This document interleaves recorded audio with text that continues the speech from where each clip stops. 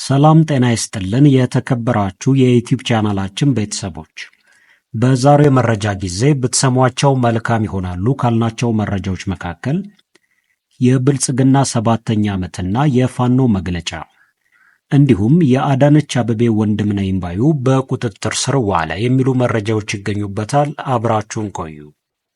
በቅድሚያ የጠቅላይ ሚኒስትሩ 7ኛ ዓመት በዓለ ሲመት እያነጋገረ ይገኛል። መጋቢት 24 ቀን 2017 ዓ.ም የጠቅላይ ሚኒስትር አብይ አህመድ የ7ኛ ዓመት በዓለ ሲመት በተለያዩ ኦሮሚያ አካባቢዎች ሀገራዊ የነጻነት ቀን በሚል በግዳጅ የድጋፍ ሰልፎች ታጅቦ ተከብሮ ውሏል። የድጋፍ ሰልፉ ከተካሄደባቸው የኦሮሚያ ክልል ከተሞች መካከል ጅማ፣ ሆለታ፣ ነቀምት፣ አምቦ፣ አሰላ፣ ሻሸመኔ፣ አዳማና ቢሾፍቱ ከተሞች እንዲሁም በአዲስ አበባ ዙሪያም ሸገር ከተማና ኮዬ ፈቼ ይገኙበታል። ሰልፈኞቹም ጠቅላይ ሚኒስትሩን የሚያወድሱ መፈክሮችና ባነሮች ሲጨፍሩ፣ ሲሸልሉና ኬክ ሲቆርሱም ታይተዋል። የኦሮሚያ ክልል ምክትል ርዕሰ መስተዳደር አቶ አወል አብዲም የኦሮሞ ሕዝብ የጀግኖቹን መስዋዕትነት ማስጠበቅ ይገባዋል ሲሉም አሳስበዋል። አቶ አዲሱ አረጋ ኬዴሳም መጋቢት 24 የድሮ ስርዓት የተሰበረበት የህብረ ብሔራዊ ወንድማማችነት ታሪክ የተመሰረተበት ቀን ነው ሲሉም አነጋጋሪ ንግግርን አድርገዋል።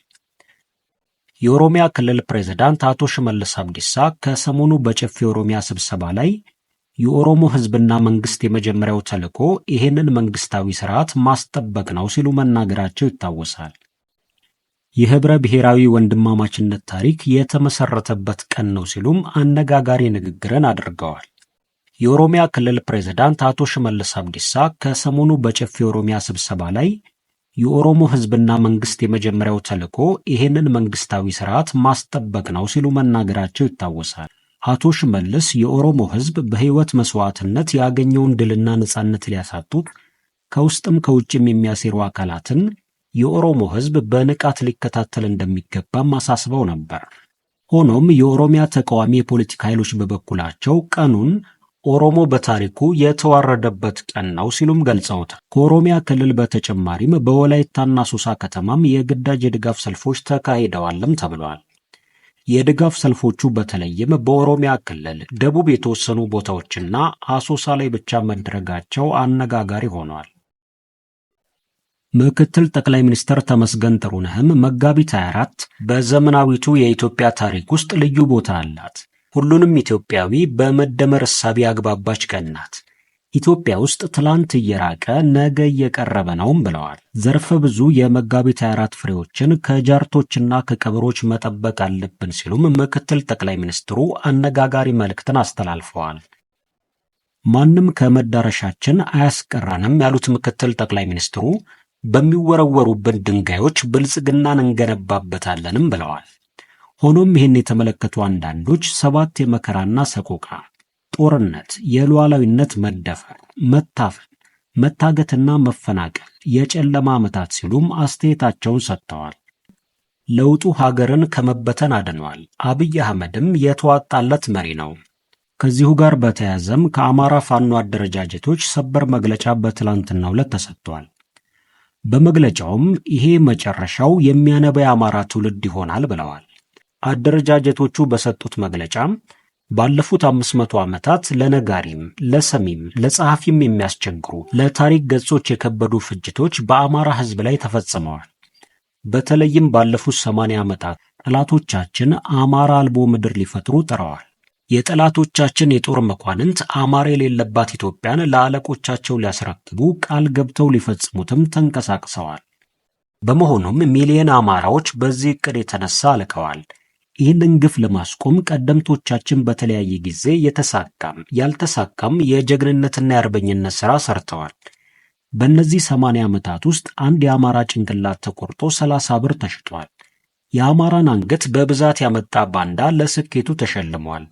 አካላችንም መሬታችንም እየተቆራረጠ ተጥሏል፣ ተሸጧልም። በዚህ ሂደትም የአብይ አህመድ የጥፋት ዘመን መጋቢት 24 ቀን 2017 ዓ.ም 7ኛ ዓመቱን አስቆጥሯል ሲሉ በትላንትናው ዕለት መግለጫ ሰጥተዋል። 7 የውድመትና የመንቃት የደምና የድል የመውደቅና የመነሳት የእልቂትና ጠላትን በኩራትና በጀግንነት የመጋፈጥ ተጋፍጦም የማሸነፍ አስገራሚ ዓመታት ነው። 7 በደምና በድል የተነከርንባቸው፣ በእንባና ሳቅ የታጠብንባቸው፣ ከሞት ውቅያኖስ ተስፋ ከእልቂት ባህር ድል የቀዳንባቸው ግራጫ ዓመታት። አሁን የአማራ ልጆች ተነስተናል፣ ነቅተናል፣ ተደራጅተን ድልም ለምደናል። ህልውናችንን የምናረጋግጥበት ዘመን ሩቅ እንደማይሆን ከተረዳንም ውለን አድረናል። እንደ ህዝብ ለእልቂት ሳይሆን ለድል መፈጠራችንን አምነናል። ውስጣዊ አማራዊ አንድነታችንን በማወቅ ደረጃም ማረጋገጥ ብቻ ይቀረናል። ይህም በቅርቡ እውን ይሆናል። ከዛማ ማን ከፊታችን ይቆማል? ማንም። ተራሮች እንኳን ቀና ብለው አያዩንም። ውሃው ይጎልልናል፣ ተስፋና ነፍስም ይታዘዘናል። የመጨረሻው የሚያነባ ትውልድም ይሆናል። ክብር ለትግሉ ሰማዕታት።